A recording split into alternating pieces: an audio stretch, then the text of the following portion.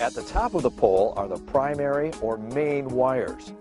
These wires are coming from a nearby substation and can carry anywhere from 34,500 volts to 7,200 volts. The most common voltage is 12,000.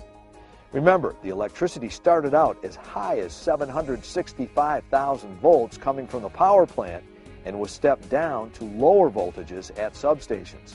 If the electricity is going to a home, there is typically just one main wire. If the electricity is going to a business, there would be 3 wires because a business usually needs and uses more electricity than a home. These primary or main wires are often held up on the pole by a crossarm. The wires are held in place by insulators, which help to keep the crossarm and pole from becoming energized by the wires. The next piece of equipment typically found on a distribution pole is a lightning arrestor. This is similar to a surge protector in your home. A lightning arrestor protects the pole's equipment from being harmed by lightning. At about the same level as the lightning arrestor is the cutout. A cutout is similar to a fuse in your home. It protects the pole and its equipment from too much electricity. If a squirrel or tree branch were to come in contact with a wire, the cutout will open, indicating a problem with that section of the line. If you ever see an open cutout, be sure to call your power company. Below the cutout is the piece of equipment that looks like a can. It is called a transformer. It takes the electricity from the wires at the top of the pole and steps it down to the lower level needed for a home or a business. Remember, wires can either be on a pole or buried underground.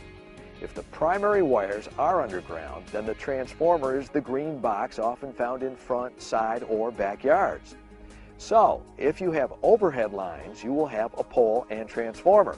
If you have underground lines, you will have a green box on the ground. Now let's get back to the pole. Under the transformer is another copper wire called the neutral wire. This does not mean it is safe to touch.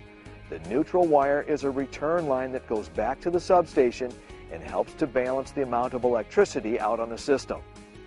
Without a neutral wire, our appliances could get too much or too little electricity, which can cause damage. In recent years, the rise in copper prices has made it a precious metal, and as a result, copper neutral wires like this have become a target for thieves. Copper theft is a huge risk to the thieves because they can be killed by coming in contact with a neutral wire. However, it's also a big risk to the public. Many times thieves will cut the wire and leave loose ends hanging where people and animals can come in contact with them. Below the neutral wire is the secondary wire.